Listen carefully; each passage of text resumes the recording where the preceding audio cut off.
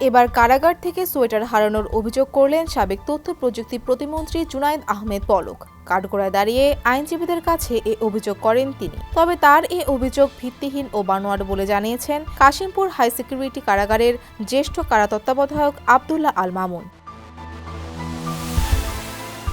আগামী শীতকাল পর্যন্ত কারাগারে থাকতে হবে কিনা জানি না, কিন্তু আমার দুটি শীতের সোয়েটার হারিয়ে গেছে।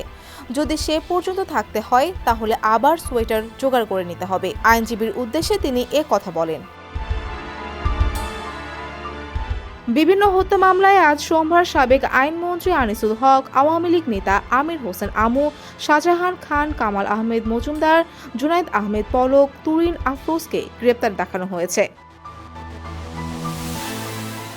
কাশিমপুর হাই সিকিউরিটি কারাগারের জ্যেষ্ঠ কারা তত্ত্বাবধায়ক আব্দুল্লাহ আল মামুন বলেন, আলোচনায় থাকার জন্য জুনায়েদ আহমেদ পলক উদ্ভট সব দাবি করে থাকেন।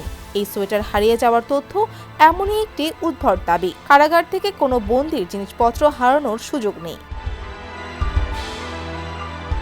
তিনি আরও বলেন, একজন বন্দীকে যদি কারাগার থেকে কোনো কাপড় চোপড় বাইরে নিয়ে যেতে হয়, সেক্ষেত্রে কারাগারে সেই কাপড় চোপড় পরীক্ষা নিরীক্ষা করা হয়। পরে কারারক্ষীরা তার স্বজনদের কাছে কাপড় হস্তান্তর করেন। পলকের আইনজীবীর তথ্য সঠিক নয় বলে দাবি করেন জ্যেষ্ঠ কারা তত্ত্বাবধায়ক।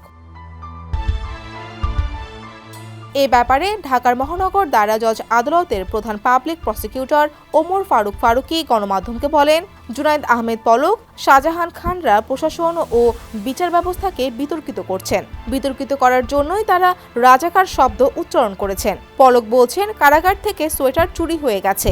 এগুলো বানোয়াট ও ভিত্তিহীন কথাবার্তা। এর আগে পলকের আইনজীবী ফারজানা ইয়াসমিন গণমাধ্যমের কাছে দাবি করেছিলেন, তার মক্কেল কারাগারের ডিভিশনের সুযোগ পাচ্ছেন না। এ ব্যাপারে কারা তত্ত্বাবধায়ক আব্দুল্লাহ আল মামুন বলেন, জুনায়েদ আহমেদ পলক আমার কারাগারের চতুর্থ তলায় থাকেন। সাবেক প্রতিমন্ত্রী হিসেবে জেল কোডের বিধান অনুযায়ী তিনি প্রথম শ্রেণীর একজন কারাবন্দী। প্রথম শ্রেণীর কারাবন্দী যেসব সুযোগ সুবিধা পেয়ে থাকেন, তিনিও ঠিক একই সুযোগ সুবিধা পেয়ে থাকেন। তার আইনজীবীর তথ্য সঠিক নয়। ডেস্ক রিপোর্ট, সমকাল।